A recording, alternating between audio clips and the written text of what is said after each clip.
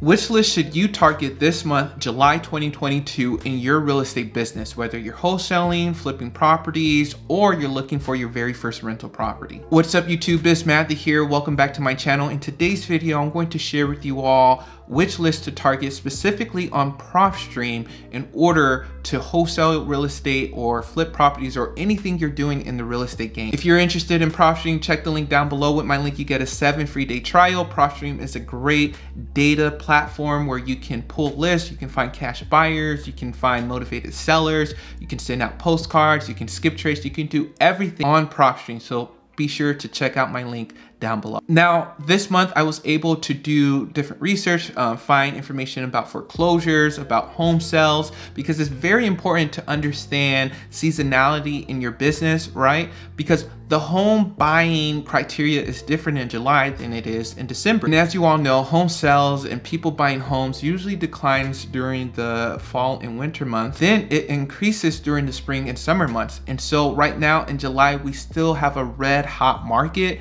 and we have a ton of investors trying to look for properties. Especially if you're wholesaling, now's the time to even more market to them so you can get the biggest bang for your buck. So what I'm going to do, I'm just going to drill into my computer, share with you all the different research that I found on what happened previously in the past months or the past quarters, and what I see happening for this month, July of 2022. We're going to drill into Propstream. We're actually going to pull this list, so be sure to save this video so you can target, you can market right now as soon as you can and get some deals done. All right, you all, so now we're in this article just talking about the overall state of home buying in America. And they were talking about how rising prices and mortgage rates have made home ownership unaffordable, right? As you all know, probably in your city, houses are mad expensive and mortgage rates are increasing. It does take a while until the price reflects the increase of mortgage rates, right? And so I think it may take a while in order for that to slow down, because right now the interest rates are rising and property values are still increasing. So that makes it bad. And so this article was just breaking down all of that, you know, just noticing, hey, people wages are not increasing at the same rate as these property values, right? So people are not able to afford a house as easily right now as they were last year or even earlier this year.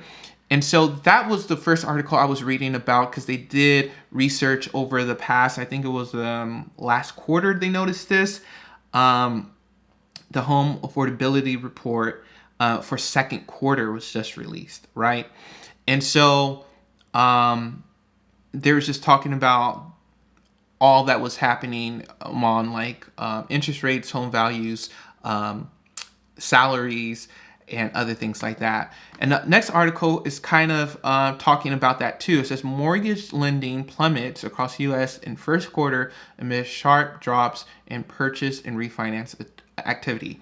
So first quarter of this year, people are not getting mortgages as much as they were before, because one, maybe higher interest rates, and maybe people just took advantage in 2021 and they're just not as much buyers out there. But honestly, there is, because the demand is still stupid high.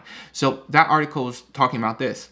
And this is the third article, and this will wrap up all these articles real quick into one list that I think and I know you should target based off of this information. But this article was just talking about 3 states that have the highest concentration of vulnerable housing markets. So New Jersey, Illinois, and California. And so most of these states are vulnerable based off of how much is the average salary there and how much is the average property value there and interest rate and other things like that. And so they say these states, these counties are more vulnerable to different collapse in their housing market. So so this is based off of home affordability, underwater mortgages, foreclosures, unemployment, and it's revealed that New Jersey, Illinois, and California has 34 of the 50 counties most vulnerable to the potential declines. So if you're in these states, hey, this is your time where you can help people out. You know I'm originally from Illinois, so Cook County. That was one of the counties that they have on there. It's probably the rougher parts, definitely, that may hurt the most, unfortunately. in these areas, but maybe there's a way you can help them out and buy a property, right?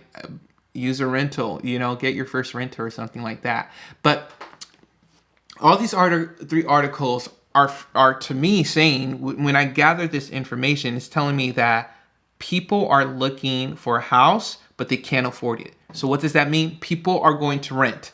Renting is still a big deal, right? So it's still a big time for investors to go out and look for properties. So investors, if you're wholesaling real estate, you have to look for properties that fit buyers' criteria in order for them to rent out, because that's what investors are doing. They're picking up properties that they can rent out because they know there's, number one, is a housing shortage, so people can't even buy a house because there's no house, even if they can afford it. Number two, even if they can afford it, they submit an offer, it just doesn't go through, right? And then the next thing is that now it's becoming more and more unaffordable that they can't even make an offer. So you have all these factors playing into people renting more than buying, right? And so on Propstream, we're going to tailor make a list in order to, find properties that we know investors are looking for that they can rent out, right? And I've been learning that it doesn't matter how many bedrooms, right? Like a 2-bed, 1-bath property can rent just as fast as a 3-bed, 2-bath property, right? So that doesn't have to be a huge consideration. So what I would do is I would go, let's say, let me drill into this city even more. Let's say we want to go to, let me go map like this. This is a nice little town near Atlanta, Snellville. So what I'm going to do, I'm going to click here, bring this down, go right here to here. Boom. Search this area. How many properties show up right here? 45K. A good amount. So what we're going to do, I'm going to go look for houses that investors want to rent out, right? So I'm looking for properties that are maybe already rented out, right? Or properties that people can fix up and rent out. So let's say we want non-owner occupied properties. It can be any. Let's say we want occupied properties. So these are tired landlords. Do you understand it? So this is a property and it's occupied. So these are properties that investors, they don't have to do too much work, right? If they can get a property that's in decent condition, already have renters in that property already paying, that's the property that I just bought, And so I know people are looking for these perfect deals. And the good thing about that is, like, if there's renters paying and they're paying a good amount, and even if you have to raise it up just a little bit, people are willing to pay a premium for it, right? So you don't have to go 70%, 80% for these type of properties, because if they already fit the 1% rule as is, a cash buyer is going to do that. So that's what I like. So let's say you're looking for only residential properties, single family homes, only single family homes. MLS status is not on the market. Ownership information. Let's go 10 years, man. We don't want no fresh landlords on this list. You know what I mean? Numbers of properties owned. Let's say a max of 5. But sometimes big time landlords will be selling off their properties. So I'm gonna keep it at 7. Okay, that drops it down a little bit. And the evaluation and equity. We want a good amount of equity, man. Let's put 50% equity right here. And so here you have a list of 1,600 people that own a house. They own it for only over 10 years. They don't live in it, but it's occupied. These are properties that you can go after and just sell to other investors, being like, hey, I already have this property rented out and everything. Are you willing to get it? And yeah, they'll be open to it.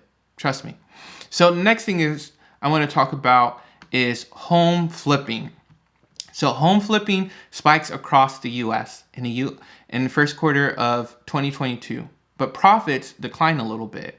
So right here we have a chart. So almost 10% of all sales in the first quarter were made by cash investors who wanted to flip the property,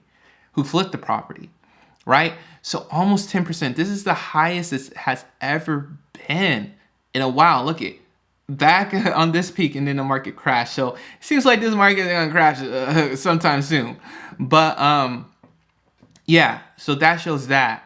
And then it shows the home flipping rate. So the home flipping rate, and then single family condos, homes and condos flip. And then this right here, it shows the profit. So this is very interesting because right here during like 2014, 2018, the profit percentage was pretty good. You see, hovering around 50%. Now in 2022, it was around 25%.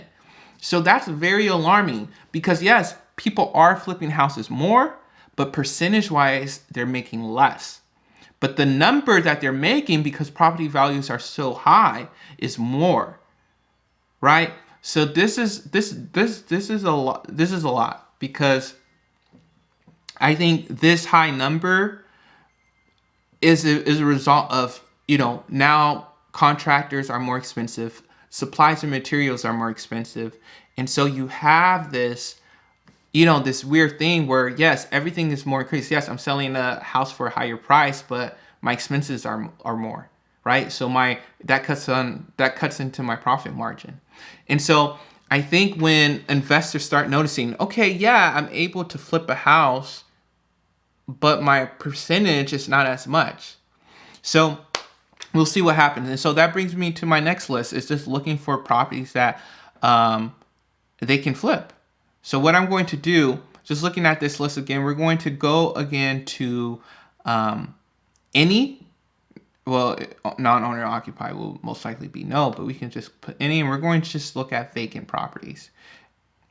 We're going to look at vacant properties, and we're going to relax this a little bit more. It doesn't have to be 10 years. Honestly, it can be 5 years of ownership, right? And then from here, valuation and equity, it can be 30%. And then let me see. There was another thing right here. We can keep this blank. And then let me see what else we can do. Yeah. So this is a very small list. Properties, all types, vacant properties. So in this area, there's only 112 that fit this criteria. But if you want to widen your map or do a major city, you can do that. But essentially, high equity vacant absentee properties. That's it for flip properties. So the next list we're going to look at is foreclosures, right? So foreclosures have been increasing slightly in May of 2022. So you see this right here, an increase. Illinois, New Jersey, and Delaware had the highest foreclosure rates. Illinois is just on this list for every bad thing. I love downtown Chicago, going home, visiting, but like the cost of living and stuff like that, like, come on, y'all.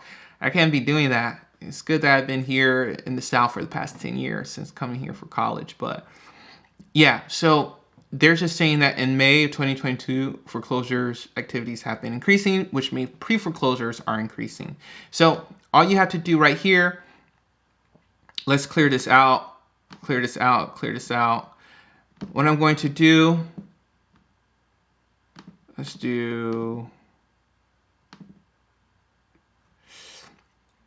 pre-foreclosures right here. Notice of default. There's only 3 right here. You can put all these, not bank owned.